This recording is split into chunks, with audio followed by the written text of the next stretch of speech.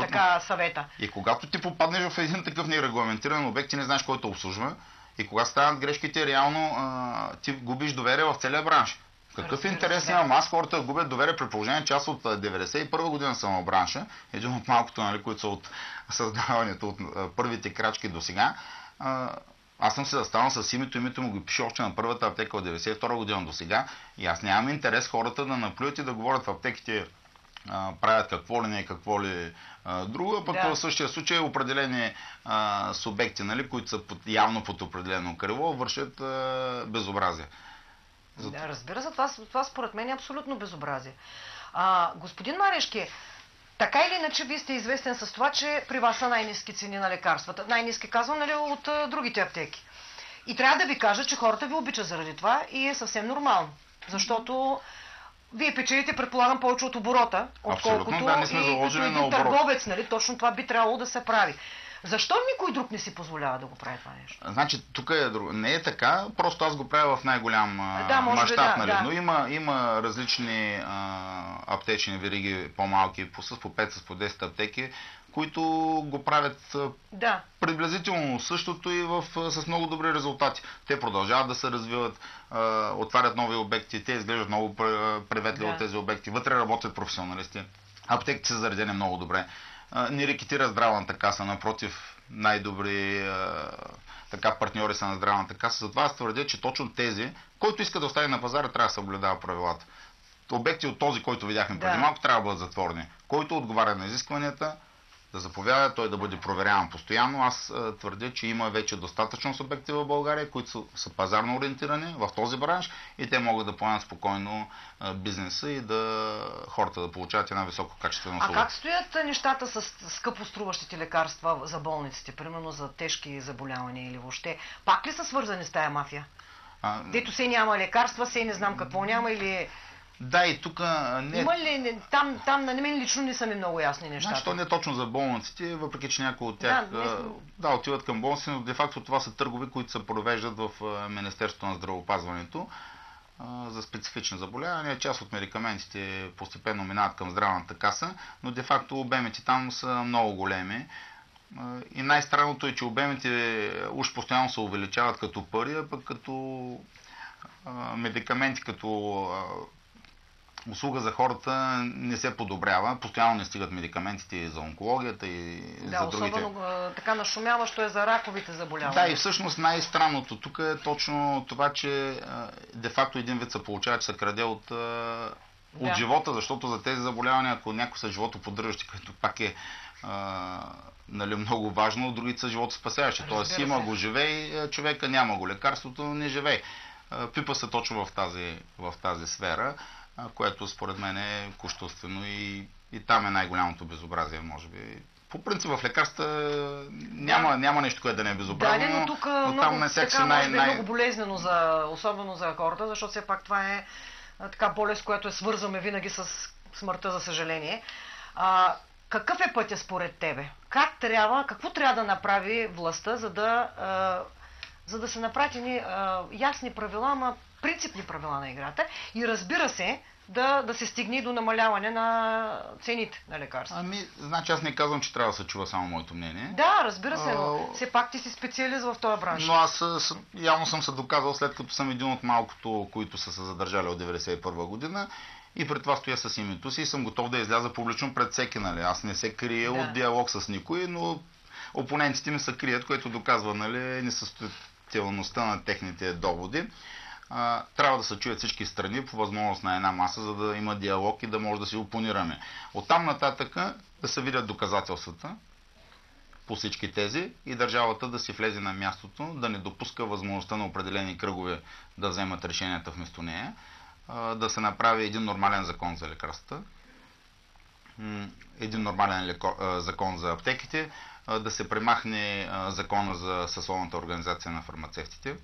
Най-малкото, защото има фармацевти, които работят в болнични аптеки, в аптеки на свободния пазар, в фармацевтични заводи, в фармацевтични фирми и те имат съвсем различни интереси и не е нормално те да членуват в един съюз. Нали? Нормално е хората да са да членуват и да се обединяват според интересите си. Този закон също трябва да се пипне и тогава мисля, че всичко ще изгоди. Това буквално в лекарствоснабдяването много бързо могат да се решат нещата. Закона бързо да се пипне, 2-3 наредби и буквално след 2-3 месеца не може да имаме много по-различен пазар на лекарствата. Примерно, да се регламентират точните наценки, дистрибутора 6, 9 или колкото ще бъде, да му скат, това е. Производителя нищо повече. Производителя, ако иска да даде нещо, да дава на крайния потребител. Държавата ли ще бъде, пациентите или, без значение. Дистрибутора толкова наценка, аптеката толкова наценка. Всичко да е регламентирано и да се знае кой какво печели по веригата, защото в момента стават страшни безобразия и никой не знае де-факто колко струва един медикамент. Отделно от това да се спре монопола. Значи, наскоро една фирма успя да внесе най-накрая един продукт, който има български аналог и се оказва, че немски продукт с немско GMP, а не GMP-то на така измисленото на някои български производители, с немски заплати произведено на много по-ниска цена, отколкото това, което се продава. От българския му налог. Това ни беше следващия въпрос, защото тук в едни от твоите изявления казваш, че определени олигарси, нали, в този бранш твърдят, че трябвало да се купува българското, нали, т.е. българските лекарства, но доколкото правилно те разбирам, ти казваш, когато е на конкурентна цена. Да. Но ето сега този пример дава... Ние поддържаме това, че българското, естествено, трябва да се поддържа българския бизнес. Особено ако той произвежда висококачествени продукти.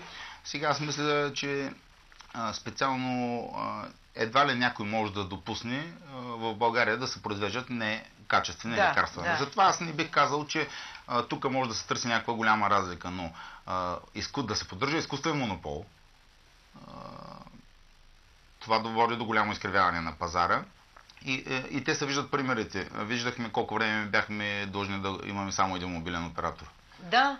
Това е подобно. Ние сме във Варна, знаете колко време във Варна имаше само една верига супермаркети. Да.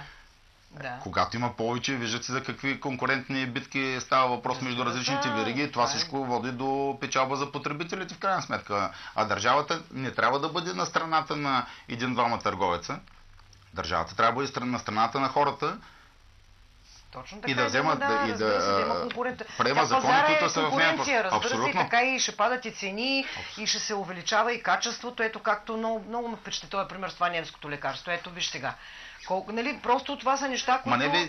И с магистралите, вижте как падна цената двойно. Аз твърдя, че ако се допусне една реална конкуренция в Министерството, само оттам нещата ще добият много интересни насоки. Да, но ще помоля колегите ми да пуснат телефоните вече, но ето пък ти казваш, че тази цифра направо ме шокира 2 милиона и 800 евро на месец комисионна.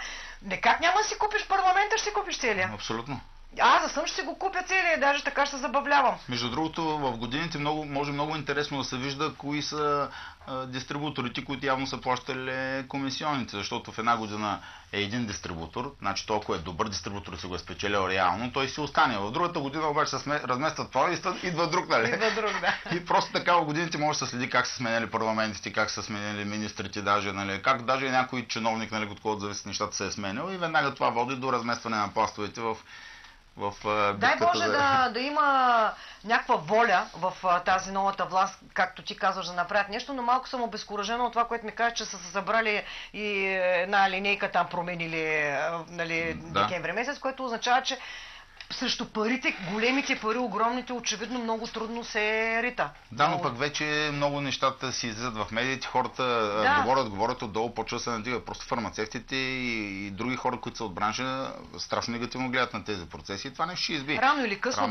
истината просто и това ще изби. Да чуем сега зрителите какво мислят. Добър вечер. Добър вечер. Слушам ви. Намалите си звука на телевизора, ако обичате. Да, ще го намалим. Да, слушам ви. Да. Искам да благодаря на господин Марешки. Да, слушаме ви. Да, много добре се изказа.